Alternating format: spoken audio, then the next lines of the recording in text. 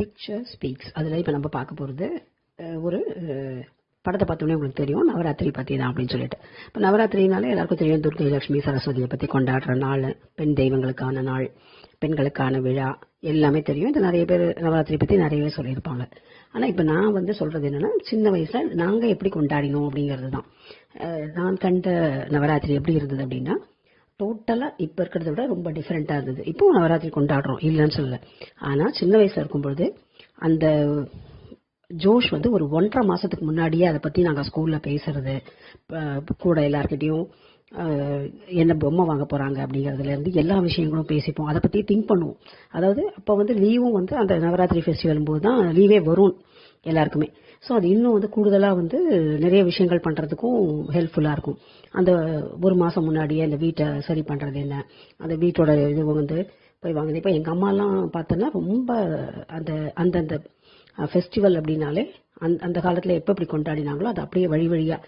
ஏன்னா சின்ன வயசில் கிட்டத்தட்ட ஒரு 12 வயசே ரொம்ப திருமணம் ஆச்சு போல இருக்கவங்களுக்கு சரியாக ஞாபகம் இல்லை. எனக்கு ரொம்ப சின்ன வயசில் திருமணம் ஆகி அது அவங்க வந்து அப்படியே மாமியார் அவங்க எப்படி என்னென்னலாம் செஞ்சாங்களோ அது அப்படியே அந்த சம்பிரதாயம் சொல்லுவா இல்லையா, அதை அப்படியே செய்ய ஆரம்பித்தாங்க. நாங்கள் ஓரளவுக்கு அவங்கள பின்பற்றினோம். ஏன்னா இப்போ இருக்கிற டெக்னாலஜி வேர்ல்டில் அந்த பிஸியில் ஹெக்டிக்கில் ஒன்றுமே பண்ண முடியறதில்ல. ஆனால் அப்போல்லாம் வந்து ரொம்ப அப்படியே சத்தையாக பண்ணுவாள். அப்போ அம்மா சொல்வா, இல்லை இப்போ வந்து நவராத்திரி வருது, அதுக்கு எல்லாமே இது பண்ணணும் அப்படின்னு சொல்லிட்டு ஒட்டடை அடிக்கிறதுலேருந்து, அப்பா வந்து நல்ல பெரிய ஆஃபீஸராக இருந்தாலும் அவர் வந்து அந்த சண்டேல வந்து ஒட்டடை அடிக்கிறதுக்கு கூட ஹெல்ப் பண்ணுவார். பொம்மையெல்லாம் இருக்கிற பொம்மை, பழைய பொம்மையெல்லாம் வச்சிருப்பா, அந்த காலத்து பொம்மை, அவள் பாட்டி ஆத்துது, அவளோட அம்மாவுக்கு அம்மா ஆத்துது, அம்மாவோட அம்மா ஆத்துது, இதெல்லாம் அந்த வழி வழியாக வரும் இல்லையா, அந்த மாதிரி அதெல்லாமும் அப்படியே கலைநயத்தோட ரொம்ப அழகாக இருக்கும். அது தவிர வருஷம் ஒவ்வொரு செட்டு பொம்மை வாசலில் வரும்போது வாங்குறது. அப்படி வாங்கும்பொழுது நிறைய விஷயங்கள் நான் எங்கள் அம்மாட்ட கற்றுக்கிட்டது என்னென்னா, பொம்மை வாங்குவான், அவன் வந்து சொல்கிறது 1000 ரூபாய் 500 ரூபாய் அப்படின்னா, அந்த காலத்தில் வந்து ஆக்சுவலாக அந்த அளவுக்கு சொல்லாட்டி கூட ஓரளவுக்கு ஒரு 400 ரூபாய் அந்த மாதிரி விலையில இருக்கும். அதை வந்து ரொம்ப அப்படியே பயங்கர கம்மியான ரேட்டில் கேட்கும்போது எங்களுக்கெல்லாம் சிரிப்பு வரும். அம்மா என்னம்மா நீ அடிக்க போகிறாம்மா அப்படின்லாம் சொல்லுவோம்.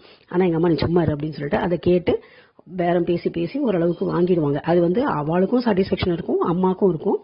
ஆனால் அவள் வந்து ஒரு குழந்தைய வச்சுன்னு வந்தாலோ இல்லை அவள் சாப்பிடாம இருந்தாலோ ஃபேஸை பார்த்து ஏதாவது சாப்பிட்டியான்னு கேட்டு அதுக்கு பிறகு அவளுக்கு சாப்பாடு, வீட்டில் இருக்க 2 புடவை எடுத்து கொடுத்து அனுப்புவாள். அப்போ நான் நினைப்பேன், அம்மா இதெல்லாம் கொடுக்குற, அப்புறம் என்னம்மா நீ இது மட்டும் வாங்கினேன் அப்படின்னும் பொழுது, இது வந்து மனிதாபிமானம், அது வந்து வியாபாரம் அப்படின்வா.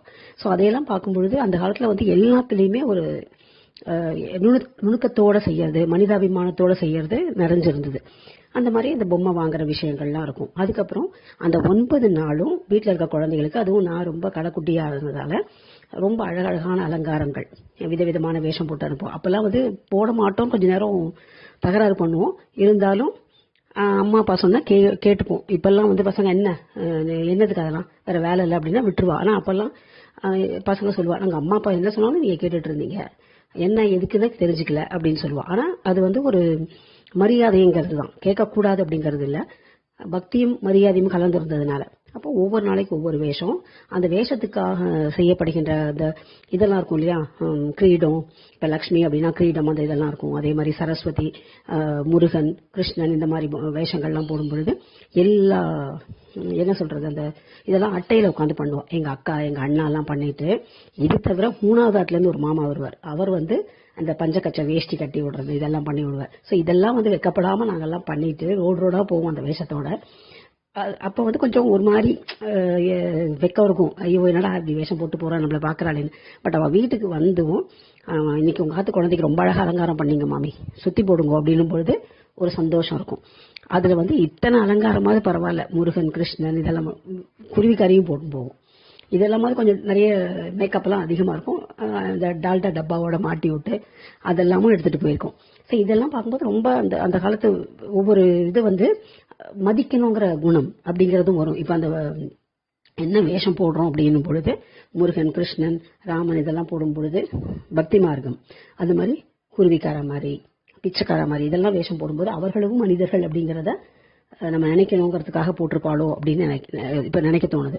அப்புறம் வீடாக போயிட்டு வர்றது. அப்புறம் சுண்டல், நம்ம வீட்டில் இருக்கிற சுண்டலை தவிர ஊரில் இருக்க சுண்டல்லாம் வாங்கிட்டு வந்து அதை பிரித்து வச்சு எல்லாத்தையும் ஒன்றா மிக்ஸ் பண்ணுறதா வேண்டாமா அந்த மாதிரி டைலமாவில் சாப்பிட்றது. அப்புறம் வந்து எங்கள் அண்ணா வந்து வாசலே நிற்போம். அந்த பசங்கள்லாம் வரும்பொழுது யார் 2வது வாட்டி வர்றது 3வது வாட்டி வருது இதெல்லாம் பார்ப்போம்.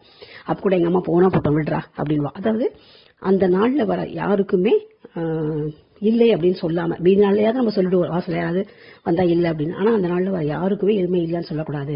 ஃபர்ஸ்ட் ஒரு முறை சுண்டல் போகும், அடுத்து ஒரு சுண்டல் போகும், அதுக்கப்புறம் அது பத்தலைன்னு இந்த உடச்சக்கடலை சர்க்கரையெல்லாம் போட்டு அது போகும், அது பத்தலைன்னா பொரி அவல் அது போகும், அதுவும் பத்தலைன்னா அரிசி மாவும் சர்க்கரையும் போட்ட மாவு. ஸோ இவ்வளவும் பண்ணாலும் எங்கள் அம்மா முகத்தில் அந்த வந்து ஐயோ பண்ணுறோமே அப்படிங்கிற ஒரு எண்ணமும் இருக்காது.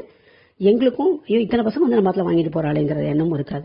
ஸோ அது வந்து கொடுக்குற குணமும் வளர்க்கறதுக்காகவும் அந்த இது கத்துட்டோமோ அப்படின்னு தெரியல. ஸோ இந்த மாதிரிலாம் கொண்டாடி கொண்டாடி பார்த்ததுனால இப்போ நான் ஆக்சுவலாக என்னோட இதில் நாங்கள் பண்ணது இந்த மாதிரி. இப்போ அடுத்த ஜென்ரேஷனே இப்போ என்னோட பையனுக்கெல்லாம் வந்து நான் வேஷம் அம்மா என்னவா நீங்கள் அந்த சின்ன வயசுலேயே ஒரு எல்கேஜி யூகேஜி நம்ம ரொம்ப மிஞ்சி போனால் அவனுக்கு கார்கில் ட்ரெஸ் போட்டிருப்பேன், முருகன் கிருஷ்ணன் போட்டிருப்பேன். ஒரு கவுன் எடுத்து போடுறதுக்கு வரும்பொழுது அம்மா என்னம்மா நீங்கள் இது ஆயுமா இதெல்லாம் ராக்கு அப்படின்னு, அதாவது கேர்ள் ட்ரெஸ் நான் போடக்கூடாதுன்னு. ஸோ அந்த மாதிரி ஆயிடுது. அவளுக்கு வந்து பறக்கும் போதே இப்போ இருக்கிற குழந்தைகள் கம்ப்யூட்டர் இதில் இருப்பா, இன்னும் கேட்கவே வேண்டாம் இப்போ இருக்கிறவெல்லாம். ஸோ இப்போ இருக்கிற பசங்க அட்லீஸ்ட் ட்ரெஸ் பண்ணுறதை நினச்சி சந்தோஷப்படணும், அவ்வளோதான். அதுவும் சில வீட்டில் ஜீன்ஸ் டிஷர்ட்டை போட்டுட்டு, அதுக்காக நான் தப்பு சொல்லலை, பட் அந்த பாரம்பரியம் சம்பிரதாயம் இதெல்லாம் வரும்பொழுது கொஞ்சம் பெண்கள் வந்து அழகான ட்ரெஸ் போட்டு அந்த பூவெல்லாம் கூட வைக்கிறதுக்கும் ஒரு காரணம் இருக்குது அப்படின்னு சொல்லுவாள். மல்லிப்பூ வச்சா மனசுக்கு வந்து காம்படுத்தும் அப்படின்னு. ஸோ இந்த மாதிரியெல்லாம் பண்ணுறதுக்காக தான் இந்த விழாக்கள்லாம் வந்ததோ அப்படின்னு சொல்லிட்டு. ஸோ நான் கண்ட இது வந்து ரொம்ப அழகாக என்ஜாய் பண்ண இது வந்து என்னுடைய சின்ன வயசில் உங்களோட பகிர்ந்து கொள்ள தோணிச்சு, பகிர்ந்துட்டேன். நன்றி.